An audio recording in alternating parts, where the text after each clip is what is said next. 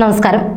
ശബരിമലയിലെ സ്വർണ്ണപ്പാളി, താങ്ങുപീഠം എന്നിവയുമായി ബന്ധപ്പെട്ട വിവാദങ്ങളിൽപ്പെട്ട ഉണ്ണികൃഷ്ണൻ പോറ്റി മുഖ്യമന്ത്രി പിണറായി വിജയനൊപ്പമുള്ളതടക്കം ചിത്രങ്ങൾ പുറത്തു വന്നതിന് പിന്നാലെ സമൂഹമാധ്യമങ്ങളിൽ കടുത്ത വിമർശനമാണ് ഉയർന്നത്. ഉണ്ണികൃഷ്ണൻ പോറ്റിയുടെ ഇടപാടുകളിൽ അന്വേഷണ സംഘം ദുരൂഹത കണ്ടെത്തിയിരിക്കുകയാണ് ഇപ്പോൾ. ഇതിനിടയിലാണ് ഉന്നതരുടെ ചിത്രങ്ങളും പുറത്തു വരുന്നത്. ഈ ബന്ധങ്ങളും ചിത്രങ്ങളും ഇയാൾ തട്ടിപ്പുകൾക്ക് വേണ്ടി ഉപയോഗിച്ചിട്ടുണ്ടോ എന്നതാണ് ഇപ്പോൾ അന്വേഷണ സംഘം പരിശോധിക്കുന്നത്. മുഖ്യമന്ത്രി പിണറായി വിജയൻ, കോൺഗ്രസ് നേതാവ് സോണിയാഗാന്ധി, ഉന്നത പോലീസ് ഉദ്യോഗസ്ഥർ തുടങ്ങിയവർക്കൊപ്പം ഉണ്ണികൃഷ്ണൻ പോറ്റി നിൽക്കുന്ന ചിത്രങ്ങളാണ് പുറത്തു വന്നത്. ഇതിനിടയിലാണ് സമൂഹ മാധ്യമങ്ങളിൽ വിമർശനം ഉയരുന്നത്. ഉണ്ണികൃഷ്ണൻ പോറ്റി ഭൂലോക തരികിടയാണ് എന്നുള്ള കാര്യം പിണറായി വിജയനും CPM-നും ദേവസ്വം ബോർഡിനും നേരത്തെ തന്നെ അറിയാവുന്നതാണ്. മോൻസൺ മാവുങ്കൽ മുതൽ ഉണ്ണികൃഷ്ണൻ പോറ്റി വരെയുള്ള എല്ലാ വേതാളങ്ങളെയും പിണറായി വിജയന് നന്നായിട്ടറിയാം. പിണറായി വിജയനെ ഇവർക്കും അറിയാം. അയ്യോ, ഞങ്ങൾ അങ്ങനെയൊന്നും ചെയ്തില്ലേ എന്ന് ഇനി പിണറായിയും പിണറായിയുടെ കൂടെയുള്ള കാട്ടുകള്ളന്മാരും പറയരുത്.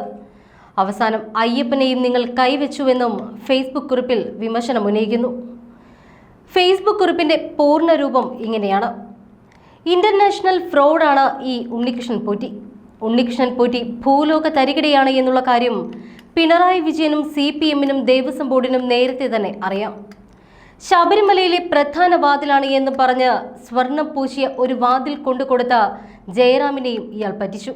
ഇതിലൊരു പ്രധാനപ്പെട്ട ഫാക്ടർ എന്താണ് എന്ന് വെച്ചാൽ, സരിത മുതൽ സ്വപ്ന സുരേഷ് വരെയും മോൻസൺ മാവുങ്കൽ മുതൽ ഉണ്ണികൃഷ്ണൻ പോറ്റി വരെയുമുള്ള എല്ലാ വേതാളങ്ങളെയും പിണറായി വിജയന് അറിയാം. പിണറായി വിജയനെ ഇവർക്കും അറിയാം. അയ്യോ, ഞങ്ങൾ അങ്ങനെയൊന്നും ചെയ്തില്ലേ എന്ന് ഇനി പിണറായിയും പിണറായിയുടെ കൂടെയുള്ള കാട്ടുകള്ളന്മാരും പറയരുത്.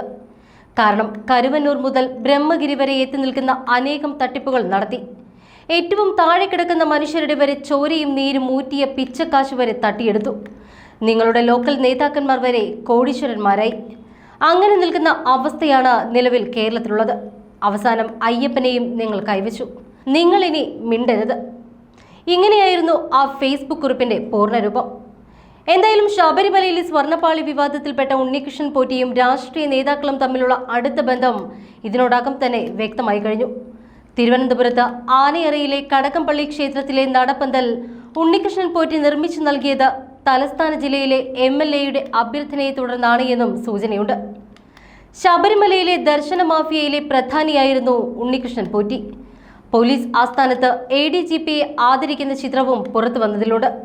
ഉന്നതർക്കൊപ്പമുള്ള ഫോട്ടോഷൂട്ടിനായി ഇയാൾ പ്രത്യേക സന്ദർഭം ഒരുക്കിയിരുന്നുവെന്നാണ് വിവരം.